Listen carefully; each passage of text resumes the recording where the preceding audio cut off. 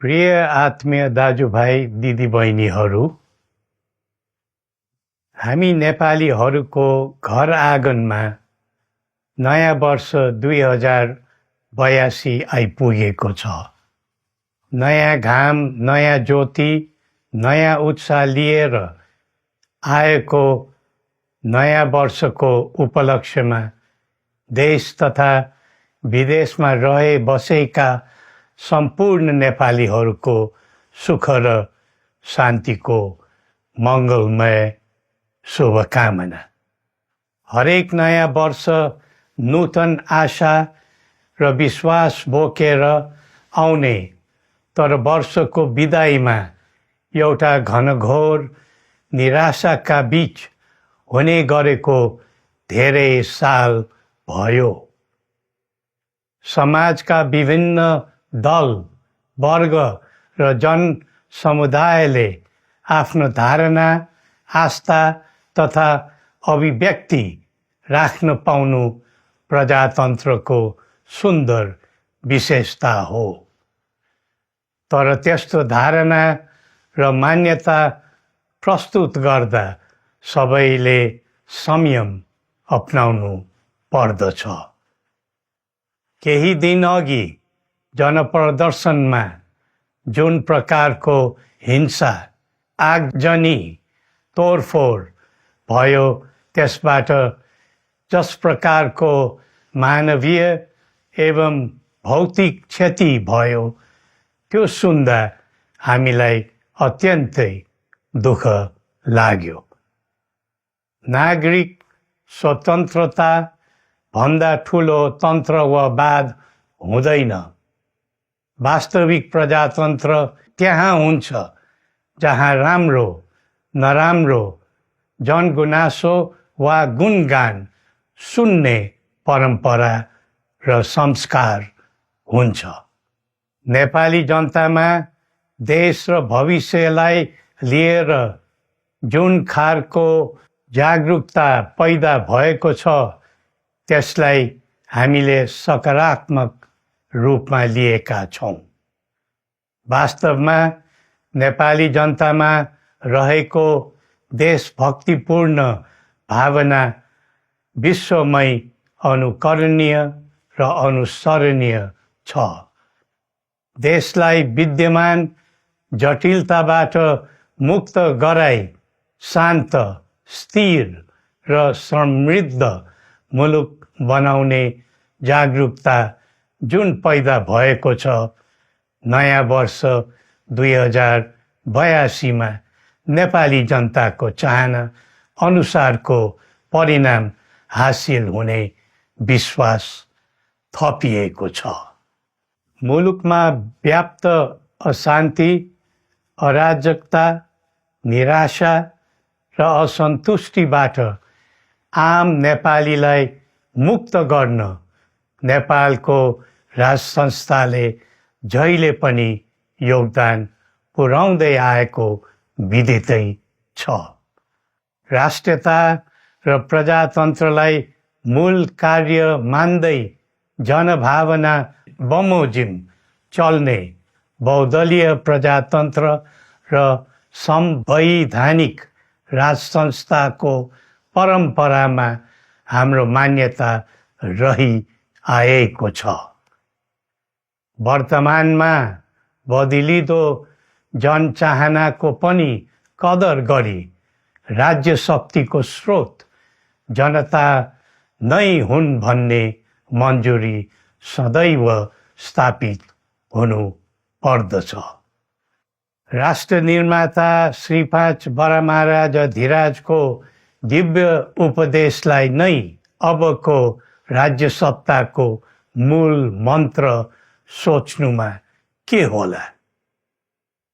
सन्तुलित कूटनैतिक सम्बन्ध र आत्मनिर्भर नेपालको परिकल्पना नै पृथ्वी पथको मूल सार हो। यही नै राजनीतिको मूलधार हुनु पर्ने हो। विश्वको बदलिँदो परिस्थितिलाई मनन गर्दै विश्वव्यापीकरण र स्वतन्त्र व्यापारका आधारहरूलाई चुनौतीको रूपमा लिँदै चरम आर्थिक मन्दी भोग्नु परिरहेको अहिलेको सन्दर्भमा नेपाल जस्ता विकासोन्मुख देशले आत्मनिर्भर अर्थतन्त्र निर्माणको कार्यमा अर्जुन दृष्टि लगाउनु पर्ने समय आएको छ। स्वदेशी स्रोत साधनको प्रयोगले स्वदेशमै उत्पादन गरी स्वदेशमै खपत गर्दै आन्तरिक अर्थतन्त्रको चक्रभित्रबाटै मुलुकको समग्र अर्थतन्त्र आत्मनिर्भर र चलायमान गराउनु पर्ने विश्व परिवेश निर्माण हुँदैछ भन्ने सङ्केतहरू देखा परिरहेका छन्। विश्वकै उत्कृष्ट यो भूमिमा बाँच्न समेत गाह्रो हुने स्थिति पैदा भएपछि बढ्दो युवा पलायनलाई रोकी युवा शक्तिको श्रम र सिपलाई स्वदेशमै उच्च उपयोग गर्नु पर्दछ। युवा स्वरोजगारको निम्ति अवसरहरूको खोजी गरी नेपालमै आय आर्जन गर्न सक्ने वातावरण तयार गर्नुपर्ने आजको पहिलो आवश्यकता बनेको छ। सबै नेपालीको तन, मन र ध्यान त्यसैमा लगाउनु परेको छ। विश्वभरि छरिरहेका नेपालीहरू एकताका सूत्रमा बाँधिन अब ढिला गर्नु हुँदैन। आफ्ना ज्ञान, सिप र सामर्थ्य मात्र होइन, त्यहाँ आर्जेको पुँजी, स्रोत र साधन समेत नेपालमै लगाउनु पर्दछ भन्ने भावना सबैमा जागृत गराउनु परेको छ।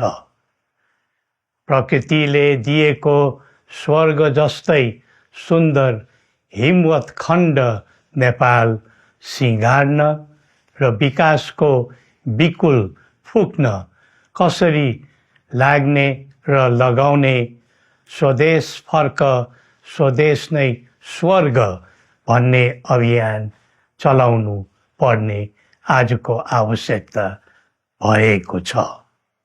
जनभावना र चाहना बुझी मुलुकको समग्र संरचनामा नै हेरफेर र सुधारका कदम चाल्नुपर्ने तथ्य स्पष्ट देखिन्छ। शिक्षा, स्वास्थ्य र दैनिक कामकाजका पद्धति र प्रणालीहरूमा आमूल परिवर्तन र सुधार गरी यिनको आधुनिकीकरण अनिवार्य भइसकेको छ। युग प्रविधिको हो, सावधानीपूर्वक उपयोग गर्नु सकेमा राष्ट्रको योगदानमा ठुलो टेवा पुग्न सक्नेछ। सुशासन र भ्रष्टाचार मुक्त प्रशासन मूल नारा हुनु पर्दछ। हामी अस्थिरता, अशान्ति, अराजकता, विपन्नता र भ्रष्टाचारको अन्त्य चाहन्छौँ। त्यसका निम्ति नेपाली जनताबाट हुने हरेक प्रयासहरूमा एकबद्धता रहनेछ।